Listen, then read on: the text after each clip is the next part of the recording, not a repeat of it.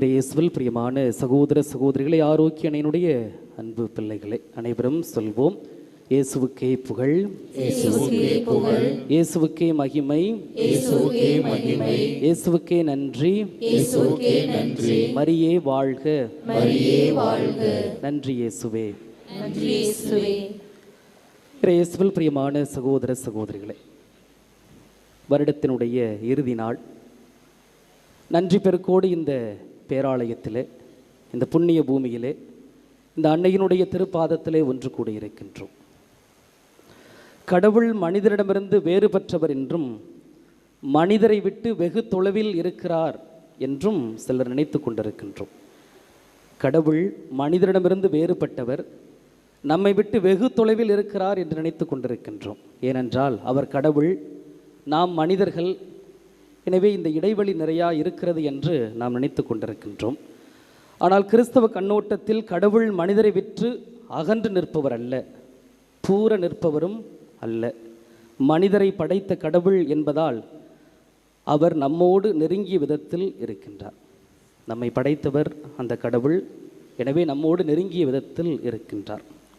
ஆனால் அதைவிடவும் ஒருபடி மேலே சென்று மேலாக படைத்த மனிதரோடு கடவுள் தன்னை இணைத்து கொள்ள விரும்பினார். எப்படி? கடவுள் மனிதராக மாறிட விரும்பினார். வாக்கு மனிதரானார், நம்மிடையே குடிகொண்டார். எனவே கடவுள் மனிதராக மாறினார் என்பதே நமக்கு மிகப்பெரிய ஒரு மகிழ்ச்சி செய்தியாக இருக்கின்றது.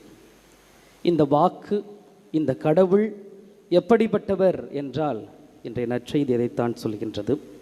இந்த வாக்கு, இந்த கடவுள், இந்த இயேசு நமக்கு ஒளியாக உள்ளார். இந்த ஒளியினுடைய பண்பு நலன்கள் என்ன என்பதை பற்றி இன்றைய நற்செய்தியும் குறிப்பிடுகின்றது. இந்த ஒளி என்பது இருள் அகற்றுவது, பாதை காட்டுவது, வழி நடத்துவது. இருள் அகற்றுவது, பாதை காட்டுவது, வழி நடத்துவது. ஆக இந்த ஒளியாகிய கடவுளோடு நாம் நடந்தால் அந்த கடவுளை நாம் அடையலாம். இயேசுவில் பிரியமான சகோதர சகோதரிகளே, இறுதி நாள் நன்றி செலுத்த இன்று நாம் ஒன்று கூடியிருக்கின்றோம். கால சுழற்சியில் இந்த ஆண்டின் இறுதி நாளில் இருக்கின்றோம். இந்த ஆண்டு முழுவதும் அலையலையாய் பெற்ற அனுபவங்களை அசை போட்டு ஆண்டவரை புகழும் நாள் இன்று. அக்கறையோடு பெற்ற ஒவ்வொரு புன்னகைக்கும், நன்மைக்கும், அதனுடைய பொறுப்பாளர்களுக்கும் நன்றி செலுத்த இன்று நாம் கூடியிருக்கின்றோம். நன்றி நவிழும் நாள். அடுத்து வரும் ஆண்டில் இன்னும் அர்த்தங்களோடு, இன்னும் அதிகமான அர்த்தங்களோடு வாழ நம்மை ஆய்ந்திடும் நாள் இன்று. இந்நாளில் நாம் வாசிக்க கேட்ட யோவானினுடைய வாசகங்கள் நம்முடைய வாழ்வுக்கு வலு சேர்க்கின்றன. எப்படி வலு சேர்க்கின்றன? முதலாவதாக, ஒவ்வொரு நாளையும் வாழ்வின் இறுதி நாள் என கொண்டு தூயவராக வாழ அழைப்பு விடுக்கப்பட்டுள்ளது. ஒவ்வொரு நாளும் நம்முடைய வாழ்வின் இறுதி நாள் என்று தூயவராக வாழ யோவான் அழைப்பு விடுக்கின்றார். இந்த உலகத்தில் ஒளியாய் பிறந்த இயேசுவினுடைய வழித்தோன்றல்கள் நாம். இந்த உலகத்தில் ஒளியாய் தோன்றிய இயேசுவினுடைய வழித்தோன்றல்கள் நாம்.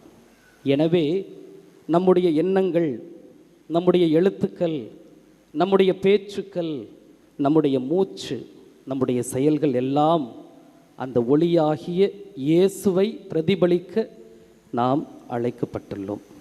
எனவே பிரியமான சகோதர சகோதரிகளே, அந்த ஒளியாகிய கிறிஸ்து இந்த ஒரு வருடம் முழுவதும் நம்மிடமே இருந்த இருளை அகற்றினார், பாதை காட்டினார், வழி காட்டினார். நினைத்து பார்ப்போம். இந்த நாள் முழுவதும் இந்த புண்ணிய பூமியிலே ஒன்று சேர்ந்திருக்கின்றோம். அல்லது நாம் வீடுகளில் இருக்கலாம். நன்றி மட்டும் சொல்வோம். நன்றி இயேசுவே என்று சொல்லி நன்றி சொல்வோம். எத்தனையோ விதமான துன்பமான சூழ்நிலைகள், எத்தனையோ விதமான கவலைகள், கண்ணீர்கள், வேண்டிய விண்ணப்பங்கள் நிறைவேறாமல் கூட இருக்கலாம். கசப்பான அனுபவங்கள் நிறையாக இருக்கலாம்.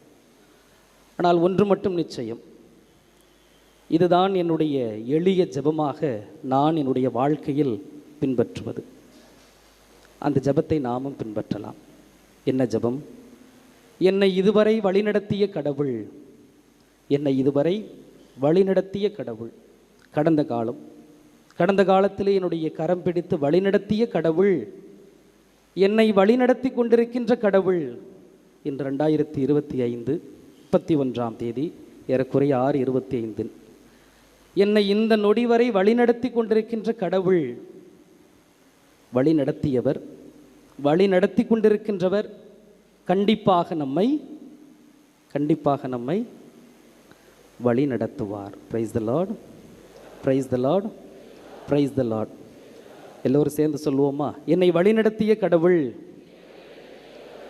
என்னை வழிநடத்தி கொண்டிருக்கின்ற கடவுள், என்னை வழிநடத்தி கொண்டிருக்கின்ற கடவுள் என்னை கண்டிப்பாக வழி நடத்துவார், என்னை கண்டிப்பாக வழி நடத்துவார். பிறக்க இருக்கின்ற புதிய வருடம் 2026 பல்வேறு விதமான எண்ணங்கள், பல்வேறு விதமான கனவுகள், அதோடு நாம் இந்த புதிய வருடத்திலே நுழைய இருக்கின்றோம்.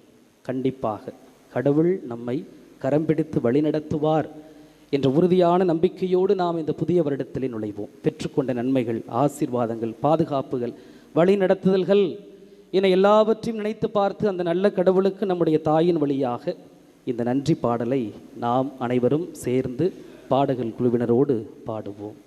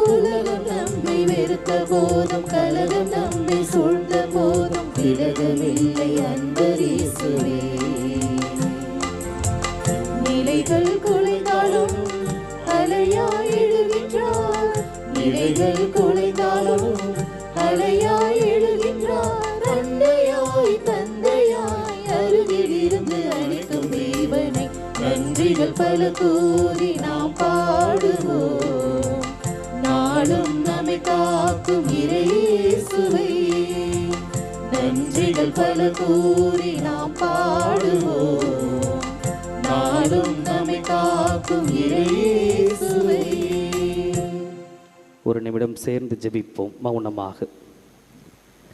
இயேசுவே, இவ்வாண்டு முழுவதும் என்னை நடத்தி வந்த பாதைகளை விவரிப்பதற்கு என்னிடம் வார்த்தைகள் இல்லை. ஆனால் ஒன்றை மட்டும் அறிவேன், அவர் என்னை வழிநடத்தியதால் மட்டுமே இன்று வரையிலும் அழியாமல் நிலைத்து நிற்கின்றோம். வழிநடத்தும், ஆசீர்வதியும். ஆமேன்.